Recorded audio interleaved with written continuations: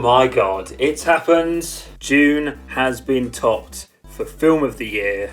I can't believe it. Clifford the Big Red Dog. Let's talk about that. Where to begin? As you can probably tell from the trailers, Clifford himself looks terrible. His CGI is ridiculous. He never looks like he's there. The first time you see someone come into physical contact with him is John Cleese picks him up as a puppy, and my god, nothing can prepare you for that moment. It makes everything more hilarious when you see people reacting to him and screaming at this dog that clearly isn't there. And he's not the only thing that's CGI in it. He has a fight with a pigeon, which is also CGI. The pigeon doesn't look real at all, and I think they're fighting over a slice of pizza, and the pizza is the fakest looking pizza I've ever seen. So a more personal part of the film for me is Jack Whitehall. If you've followed this channel at all, you'll know that I'm very worried about the trajectory in which his career is going. It feels very much like he's being turned into the new James Corden, which is ironic since Clifford the Big Red Dog is clearly trying to be the new Peter Rabbit.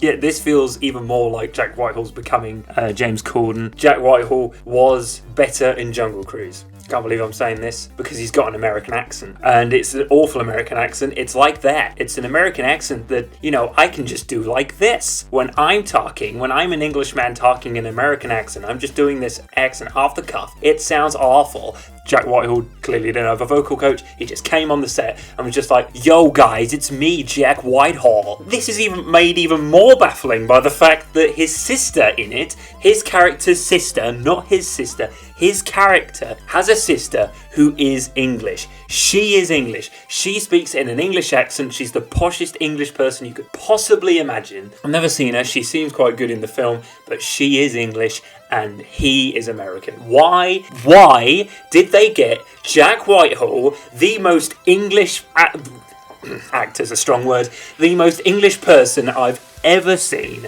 and I'm English?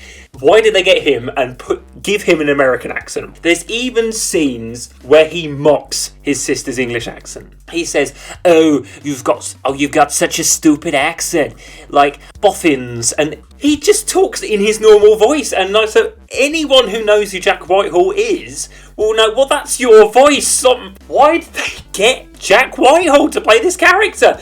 Anyone else would have been better. They could have. Why didn't they get Josh Gad? He would have made much more sense. Or why did they make him American?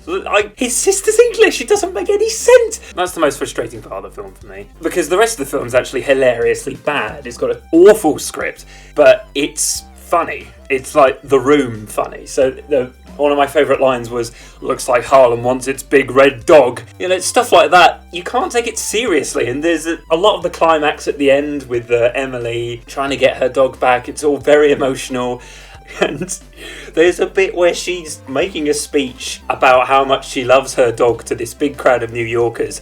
And this person in the background who you don't see, just an extra that's been clearly put in with ADR, just shouts, "He's a freak!" That line I felt was meant to be put in to make me go, oh god, the New Yorkers hate him. It's so sad that the New Yorkers hate him. But to me, that just felt like an extra who was, directors that don't know anything about what people sound like. But credit where credit is due, because it's so ironically funny. It's never boring.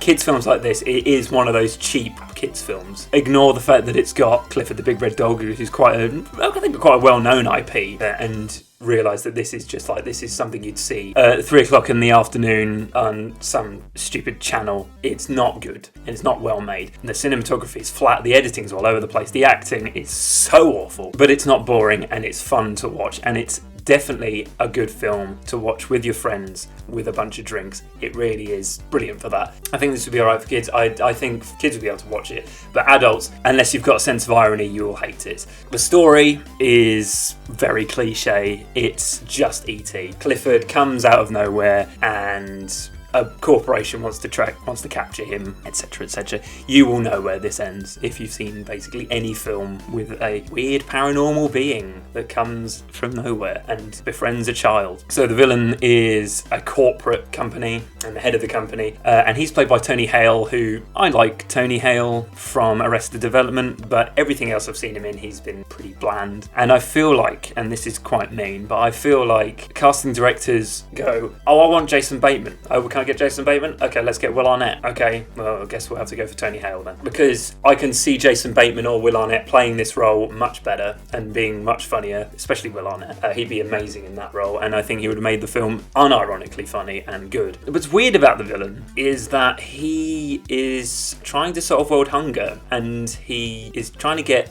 Clifford to find out why he's so big so he can apply that science to making sheep bigger and making meat bigger. And to me, that seems like a good thing. Other than his methods where he's basically trying to steal Clifford away from this child. Yes, that can be seen as villainous, but it's for a good cause. Anyway, he's not a very good, compelling villain.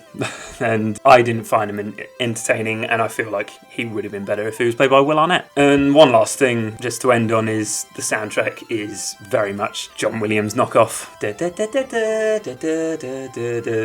It sounds like E.T., but it sounds like someone who's doing a music GCSE trying to make their own John Williams soundtrack. And the rest of it is emotional pop songs that will never be heard on the radio, and no one's ever going to hear again, and no one's ever going to look them up. I really like the Shaun the Sheep movies, but they've got these bland generic pop songs in the soundtrack that just kind of describe what's going on in the plot, and it's really cheapens the film, but what can you expect from a cheap kids film? Anyway, just watch the trailer for Clifford the Big Red Dog and you will know what this is about. If you're over the age of 12, don't watch it by yourself. Watch it with some friends. If you're under 12 and you're watching this for some reason, yeah, go and watch it. Take your parents to see it. It'll be fine. Clifford the Big Red Dog gets a Deight score of 4. Happy dating, you loners.